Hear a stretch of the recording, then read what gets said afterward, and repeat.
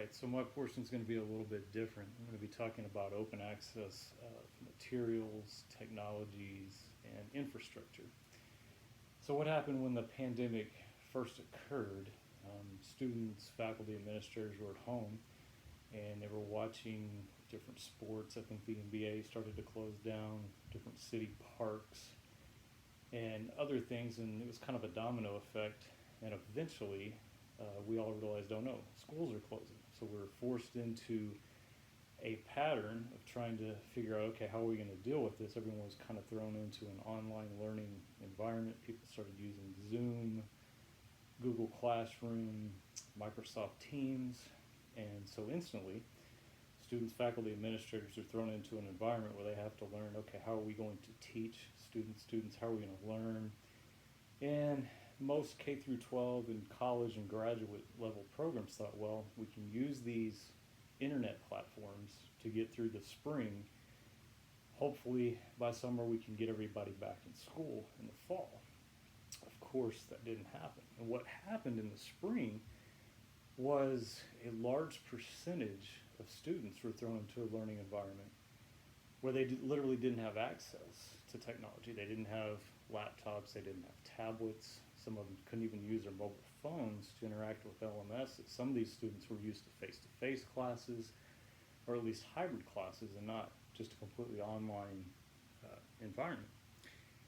So other students and their parents literally didn't have any Wi-Fi, no internet access at all. Dallas ISD, for example, found out they literally lost 30% of their students when we went online in the spring due to COVID. 30% of the students they never showed up to the online class. I work at Tarrant County College. It's a small college, and we lost somewhere between 15 and 20% of our students in the spring. And subsequently our enrollment for this fall term was down to 20%. It's now come back up to 10%. But the problem that COVID presented to many students, faculty, and administrators was, okay, we're thrown into this unknown, this strange environment. Online is really the situation we have, but again, roughly 20 to 30% of the students were left without proper technology, without proper Wi-Fi, and so forth. And I think some school administrators and faculty assumed, okay, well, students are used to this. They go to the coffee shop, they go to the restaurant, they go to the Barnes and Noble, whatever. But the problem was all those places shut down too. So many students were left with nothing. But that said, with the problem identified, I think going forward, a lot of people were assuming, well, COVID will go away eventually. Most pandemics have. In the spring or the fall of 2021, they'll be gone. But what COVID highlighted again is that the digital divide is still here. Many people forgot about the digital divide, or at least, we were distracted by other issues. But, 2 weeks ago in Texas and Louisiana, we had a major hurricane. And again, I had students that told me, hey, I need an extension because I know I'm going to lose power, in my online classes. There are fires in California. The simple reality is we're all going to be faced continually with challenges when we put students in a situation where their only access to pedagogy, to instruction, to information is online. Online education is good. It's great. I teach several online classes. But we need to address the situation, the reality that many students are not going to have the same quality of access to the proper infrastructure, tablets, computers, Wi-Fi. So with that problem defined going forward, no matter what the challenges, whether it's COVID, hurricanes, whatever, what can we do about it? I think there's a lot of opportunities, and that's where this general idea of open access to technology, to infrastructure comes in. So what are our opportunities? I think one, a lot of pushback that's come from universities and colleges with COVID is students, parents saying, I don't want to pay the same price I've always paid when my child doesn't have access to the on-campus activities, whether it's the library, the gym, the student learning house.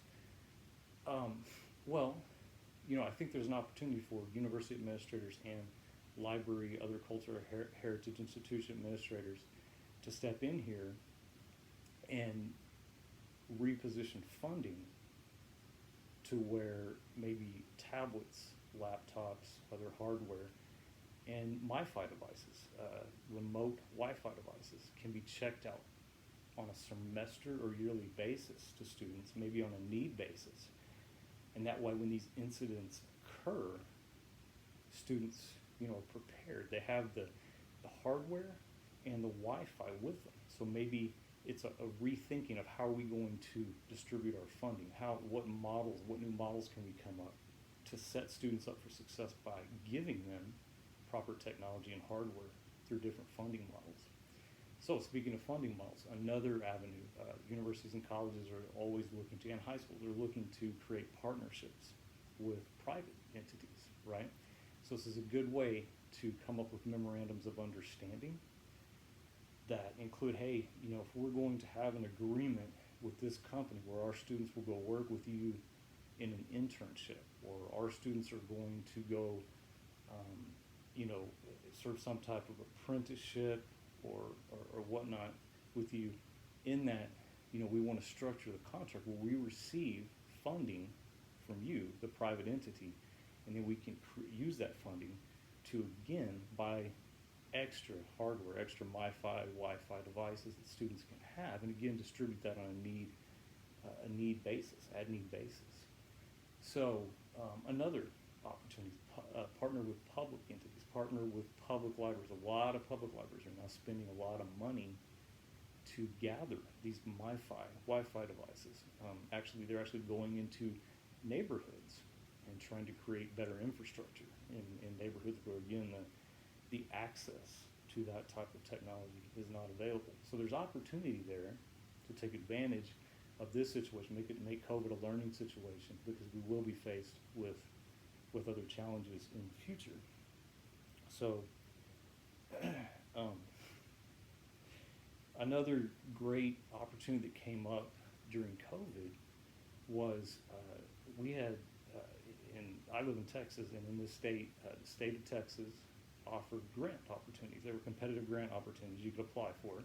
And we actually sent a grant in specifically to obtain the little Wi-Fi, MiFi units, and extra laptops. And of course, the CARES Act provided that opportunity as well. And that's a competitive way to go about it. We're only really a couple of universities or high schools are rewarded, so it's a great opportunity. But I think that there's a chance now for all of us as information professionals to now advocate at the state level, state legal level, state law and policy level, and the federal level, again, to rethink educational funding. We all assume that when students go to college, they're going to have a building to go learn in, right? We all assume there's going to be a library. We all assume there's going to be computers in the library. We assume there's going to be a fitness center. Maybe, again, this is an opportunity to advocate for a change where we can someday assume that every student that comes on campus, no matter if they're a digital learner and they're taking classes in New York and they live in Germany, or they're a face-to-face learner in New Jersey, regardless of their circumstance, they will be supplied with proper technology to ensure that when a challenge such as a hurricane, fire, pandemic occurs, they'll be properly equipped. So in sum, I think we'll continue to face challenges where the digital divide rears its head, and we realize that in general there is a large percent of the population that does not have equal access to the technology and the infrastructure needed to have equal access to education, whether that's in high school, junior high, college, graduate school. Everyone was affected at all levels. But if we use it as an opportunity to be creative in our own positions with our administration and with local, state, and federal government, I think there's a real opportunity to make some great changes.